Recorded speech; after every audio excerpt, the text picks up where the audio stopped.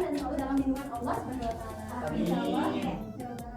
Sebelumnya Ibu akan cek hadiah kalian terlebih dahulu ya. Ya, Bu.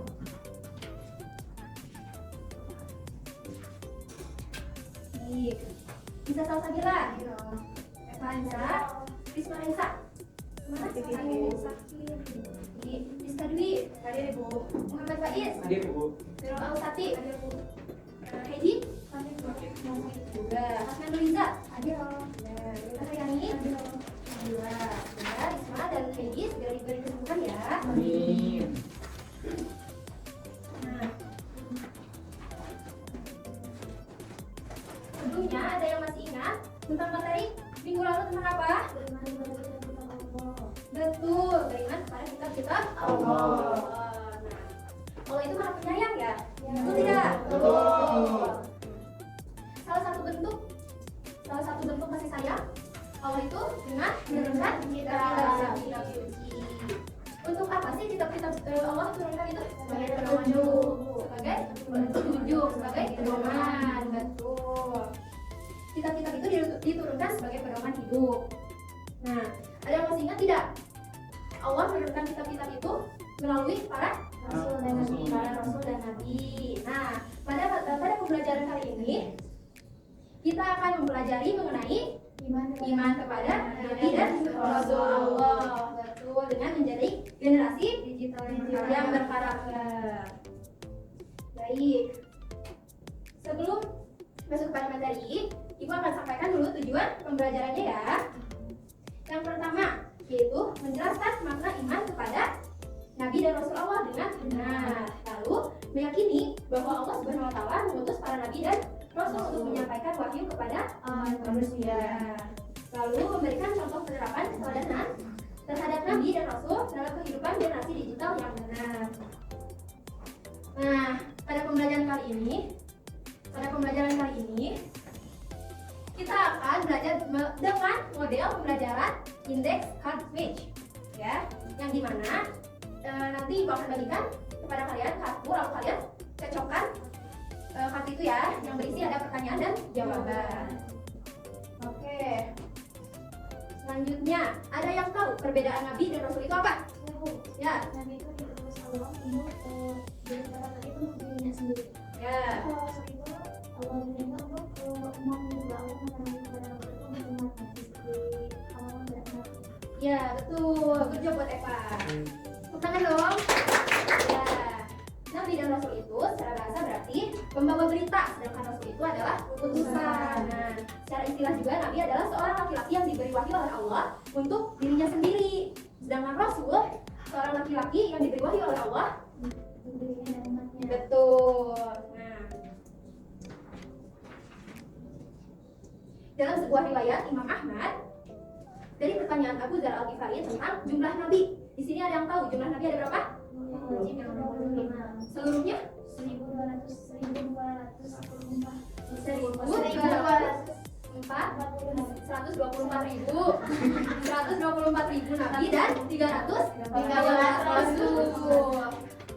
Dan 25 diantaranya yaitu, masih pada ingat gak? Ya. Masih pada ingat gak? Tahu gak nyanyiannya? Tahu gak? Nyanyi ya? Boleh? Nyanyi bareng-bareng ya. Adam Idris Nuhun Soleh, Ibrahim Lut Ismail, Ishak Yakub Yusuf Ayub, Syuaib Musa Harun Zulkifli, Daud Sulaiman Ilyas Ilyasa, Yunus Zakaria Yahya Isa, Muhammadun Mustafa. Beda-beda ya? Beda. Selanjutnya, ada yang tahu percaya pada Rasul dan Nabi itu termasuk kepada rukun iman. Rukun iman yang keberapa?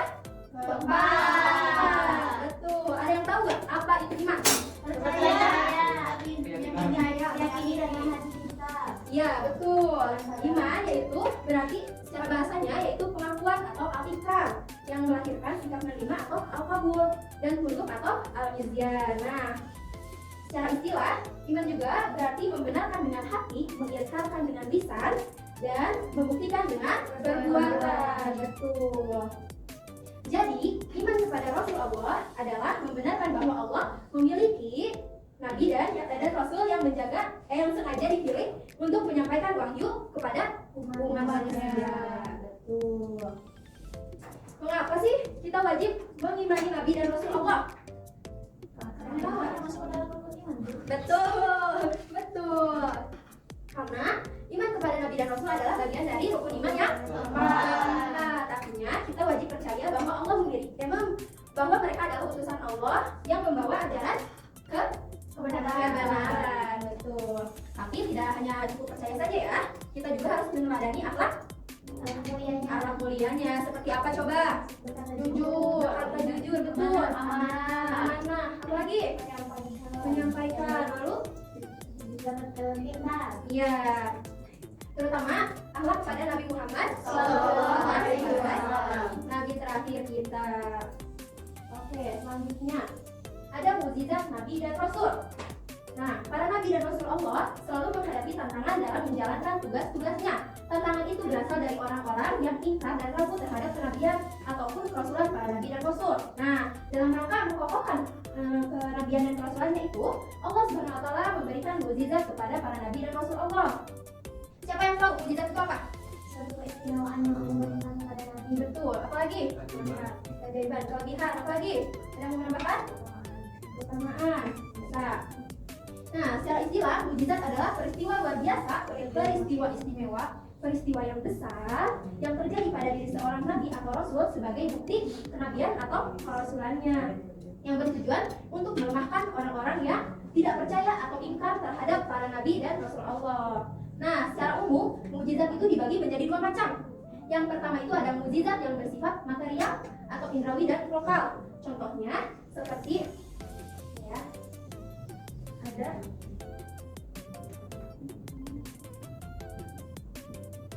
mukjizat dua macam ya. Yang pertama adalah material, itu yang bersifat indrawi atau bisa dirasa secara fisik dan lokal. Lalu ada material, yaitu logis. Ada yang tahu gak mukjizat material itu seperti apa? Ada yang tahu? Contohnya seperti mukjizat pada Nabi siapa? Nabi Musa. Betul. Nabi Musa apa? Membuat tongkat menjadi bulan. Iya, betul. Iya. Tongkat ya. Lalu siapa? Nabi Isa. Nabi Isa apa? Menghidupkan orang mati. Iya. Nabi Muhammad. Ya, banyak sekali kan? Nah, yang kedua, non material atau logis. Mukjizat apa coba? Ada yang tahu? Nabi Yusuf, Nabi Muhammad. Nabi Yusuf apa? Ya. Nabi Yusuf mimpi. Nabi Muhammad apa? Al-Quran. Betul. Nabi Muhammad Al-Quran. Ya. Selanjutnya ada tugas Nabi dan Rasul. Allah berfirman dalam Quran surat Al-Ahzab ayat 45 dan 46. Dibacakan ya, tidak kelihatan kan? Dibacakan saja ya. A'udzubillahi minasyaitonirrajim. Bismillahirrahmanirrahim. Ya ayyuhan nabiyyu inna arsalnaka syahidan wa mubasysyiran wa nadhiran. Wahai nabi, sesungguhnya kami mengutusmu untuk menjadi saksi, membawa kabar gembira dan pemberi peringatan. Wa da'iyan ilallahi bi'idznihi wa sirajan wa munira. Dan untuk menjadi penyeru kepada agama Allah dengan izinnya dan sebagai cahaya yang menerangi. Betul. Nah, menurut Quran surat Al-Ahzab ayat 45 dan 46 ini, tugas Nabi itu untuk menjadi apa? Membawa kabar gembira. Nih, dari yang pertama dulu ya, sebagai saksi. Syahidat, sebagai saksi. Tugas Nabi. Yang pertama sebagai saksi. Apa sih yang dimaksud sebagai saksi? Ada yang tahu? Ya, maksudnya Nabi menjadi saksi. Jadi Nabi akan menjadi saksi atas perbuatan umatnya, apakah mereka taat kepada Allah dan atau tidak. Seperti Nanti kalau kita rajin sholat, jujur dan berbuat baik, Nabi akan bersaksi bahwa kita umat yang baik. Tapi kalau malah sholat dan suka berbohong, Nabi juga tahu dan akan bersaksi di akhirat nanti. Selanjutnya, tugas Nabi yang kedua itu adalah mubasyiran, yaitu pembawa kabar gembira. Kabar gembira. Apa sih yang dimaksud pembawa kabar gembira? Ada yang tahu? Tentang orang-orang yang beriman kalau akan mendapatkan surga. Betul. Tugas Nabi yang kedua adalah membawa kabar gembira. Apa itu kabar gembiranya? Yaitu kalau kita taat kepada Allah, kita rajin beribadah, kita rajin sholat, kita rajin berbuat baik, maka kita akan dapat pahala dan masuk surga. Betul. Lalu yang ketiga ada wanadhiran dan pemberi peringatan. Apa yang dimaksud pemberi peringatan? Untuk orang-orang yang melampaui batas. Ya, Tidak taat akan diberi makan. betul. Tugas ketiga Nabi adalah memberi peringatan. Nabi mengingatkan kita supaya jangan berbuat dosa, jangan melanggar perintah Allah. Betul. Contohnya seperti Nabi mengingatkan bahwa berdusta atau berbohong itu dosa. Menyontek itu tidak baik. Siapa yang tidak boleh menyontek? Itu tidak baik ya. Menyakiti teman juga itu dilarang. Jangan suka membuli ya. Membuli aku. Tuh, tidak boleh ya. Membuli bu. Kalau tidak mau mendengarkannya, kalau tidak mau mendengarkan peringatan itu, bisa mendapat dosa dan maaf ya Nurul. Selanjutnya apa? Wadaiyan ila Allah, mengajak kepada Allah. Apa yang dimaksud mengajak kepada Allah? Betul. Betul. Mengajak kepada Allah. Tugas keempat Nabi adalah mengajak kita semua untuk menyembah Allah. Hanya kepada Allah kita beriman, tidak boleh menyembah selainnya. Iya. Lalu yang kelima itu ada sirajan wa muniran, sebagai cahaya yang menerangi. Apa yang dimaksud sebagai cahaya yang menerangi? Ya, bisa. Kebenaran. Pembawa kebenaran. Pemilah kebodohan. Iya. Betul, bisa semua pintar-pintar ya. Alhamdulillah. Jadi tugas Nabi yang terakhir ini adalah sebagai penerang yang menerangi. Jadi seperti lampu nih, seperti lampu di tengah kegelapan. Ajarannya menerangi hati dan hidup kita supaya tidak tersesat. Betul, contohnya seperti di zaman sekarang banyak hal buruk kan di internet dan di sosial media. Tapi kalau kita ikuti ajaran Nabi, kita tahu mana yang baik dan mana yang buruk. Seperti punya penerang yang membuat kita tidak salah jalan, tidak tersesat. Oke, selanjutnya ada sifat-sifat Nabi dan Rasul. Sifat-sifat Nabi dan Rasul terbagi menjadi tiga. Yang pertama ada sifat wajib. Sifat wajib. Betul. Apa sih yang dimaksud sifat wajib? Sifat yang harus ada pada seorang rasul. Betul. Sifat yang harus ada, yang wajib ada, yang mesti ada pada diri Rasul. Coba siapa yang tahu sifat wajib bagi Rasul itu? Coba. Siapa? Jangan bisa. Ada empat. Itu yang pertama sidik, amanah, dan fatona. Betul. Sidik itu artinya jujur atau benar. Ini gua hapus dulu ya. Oke, gua hapus. Boleh.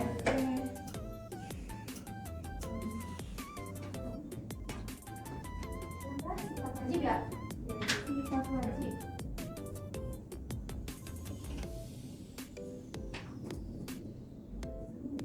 Ada sidik. Sidik itu jujur atau benar. Oke. Nabi dan Rasul selalu jujur, tidak pernah berbohong. Tidak pernah berbohong. Ya kan? Oke. Kalau yang kelihatan bilang ya. Ya Bu. Oke. Jadi Nabi dan Rasul itu tidak pernah berbohong. Jadi kita juga harus begitu, termasuk saat pakai internet dan sosial media. Betul, maksud ikut terus. Nih misalnya seperti kamu nih kita, kamu sudah belajar lewat YouTube, padahal kamu malah main game, nonton game. Tuh kamu belum sidik, belum jujur, kamu tidak jujur berarti. Selanjutnya ada apa? Amanah. Iya betul. Amanah itu terpercaya. Iya, amanah itu bisa dipercaya.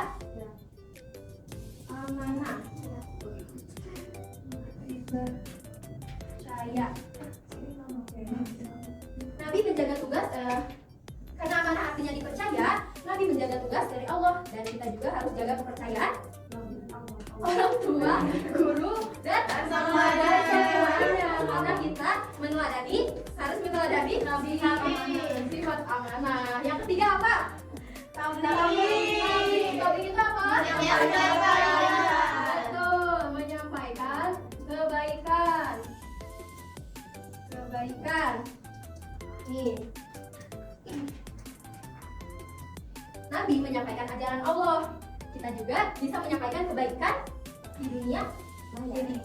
Iya, di dunia maya. Karena kita sudah betul. Seperti kalau Eva posting kata-kata semangat untuk belajar, terus tidak menyerah. Nah, Eva itu udah masuk tabligh, udah meneladani sifat tabligh, yaitu menyampaikan kebaikan. Selanjutnya ada Fatona itu apa? Cerdas. Siapa yang di sini cerdas? Aku. Semuanya cerdas ya. Alhamdulillah. Cerdas. Fatona itu apa? Cerdas atau pintar? Pintar dan bijak.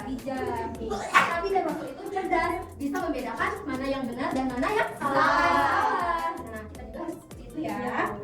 Betul. Contohnya nih, seperti kalau Nurul tahu mana aplikasi yang baik dan mana yang tidak mana yang tidak baik, maka itu Nurul sudah termasuk sudah melalui sifat Fatona, cerdas, karena cerdas memilih yang baiknya dia. Betul. Nih, jadi anak-anak, sifat Nabi dan Rasul bukan cuma untuk zaman dulu. Sekarang pun kita bisa meneladani mereka, apalagi saat menggunakan internet atau betul. Selanjutnya ada sifat mustahil. Sifat mustahil itu apa? Yang tidak mungkin ada pada diri seorang rasul. Betul. Sifat mustahil itu ada berapa? 4. Pertama, Kizib. Kizib itu apa? Dusta. Siapa yang suka dosa dan berbohong? Christian. Gak boleh ya. Gak boleh karena Nabi dan Rasul tidak pernah berdusta, tidak pernah berbohong. Mereka selalu berkata benar karena juga mereka membawa wahyu Allah. Nih, selanjutnya ada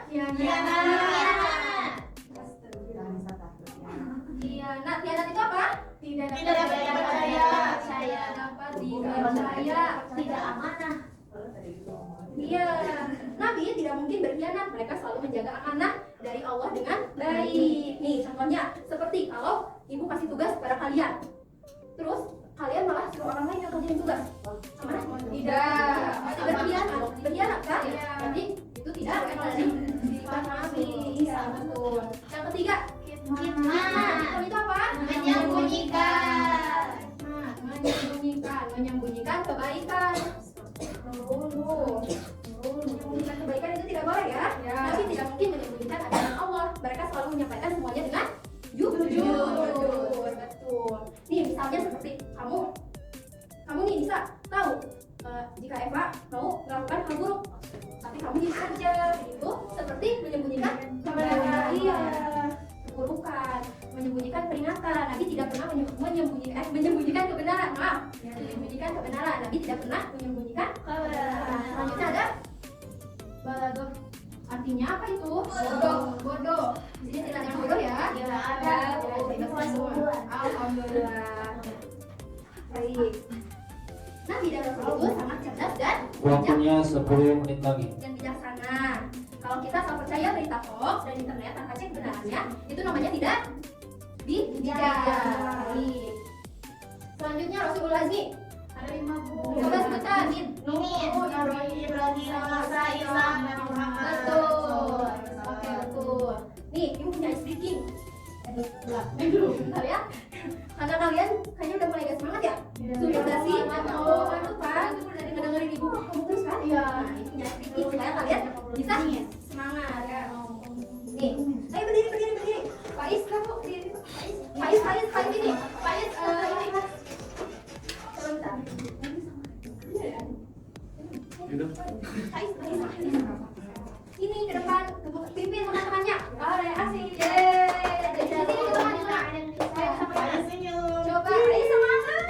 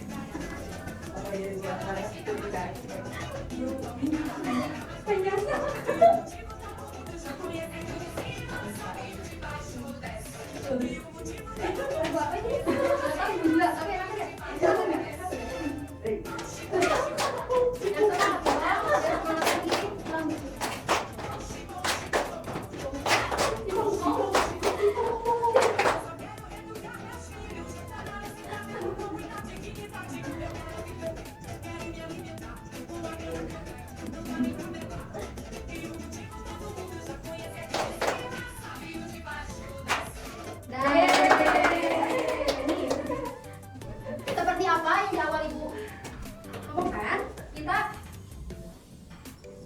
memakai pada pembelajaran nih, pembelajaran seru. Nih, jadi di sini Ibu punya kartu. Kartu ini ada pertanyaan dan jawaban. Nah, nanti Ibu bagikan kepada kalian. Nih, lalu kalian cocokkan dengan pertanyaan jawaban ya, jawaban dari yang dari teman yang mendapatkan jawaban ya. Nih.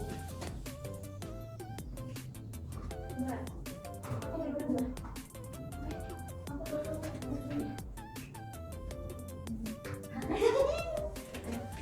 Kamu udah kan ya? Belum. Nah, udah. Kamu nih. Coba. Cocokkan dengan teman masing-masing. Sudah? Dijelaskan. Sudah benar apa belum? Sudah? Coba siapa yang mau membantu? Pertanyaannya apa yang maksud dengan iman kepada Rasul? Iya. Iman kepada Nabi atau Rasul adalah membenarkan bahwa Allah memiliki Nabi dan Rasul yang sengaja dipilih untuk menyampaikan wahyu kepada umat manusia. Betul. Aku. Ya. Oke, Nisa. Nisa, apa perbedaan Nabi dan Rasul? Nabi adalah seorang laki-laki yang diberi wahyu oleh Allah untuk dirinya sendiri, sedangkan Rasul adalah seorang laki-laki yang diberi wahyu untuk dirinya sendiri dan untuk dibagikan kepada umat manusia. Betul. Selanjutnya. Oke, bertiga nggak apa-apa. Yang pertama, mengapa Rasulul Azmi disebut Rasulul Azmi? Mereka disebut Rasul Azmi karena memiliki kesabaran dan kepanasan keteguhan hati yang luar biasa dalam menghadapi kesulitan saat menyampaikan ajaran Allah kepada umatnya. Betul. Selanjutnya, sifat Nabi dan Rasul apa saja yang wajib kita teladani? Bahwa di sini dua amanah, tapi katakan jelaskan sidik itu benar, amanah itu dapat dipercaya, tapi menyampaikan katakan itu cara sepintas. Seru nggak? Seru. Nih, selanjutnya kesimpulannya. Ada yang mau menyimpulkan nggak? Aku Bisa? Coba. Iman kepada Nabi dan Rasul membentuk karakter kita menjadi pribadi yang jujur, sabar, bertanggung jawab, dan sabar. Nilai-nilai ini sangat dibutuhkan di era digital agar kita tidak terpengaruh oleh hal-hal negatif yang ada di dunia maya. Betul. Nah, mungkin ini yang bisa Ibu sampaikan Tiga ya. lagi. Yang bisa Ibu sampaikan, mohon maaf bila ada kekurangan dalam penyampaian materi ya. Baik. Nih, karena kalian sudah apa?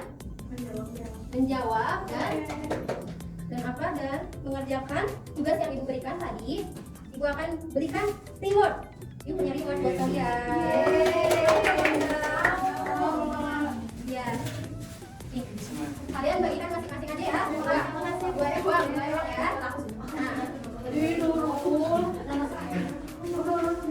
Mungkin ini yang Ibu coba sampaikan ya. Boleh. Jangan boleh digital, tapi Allah tetap harus meladani Nabi dan Rasul. Betul. Karena jejak digital kita adalah cermin dari Allah, Rasul, dari Allah kita. Dari Allah kita. Udah pengen ini ya. Kita akhiri ya dengan baca hamdalah dan pembacaan akhirut. Mereka apalagi majelis.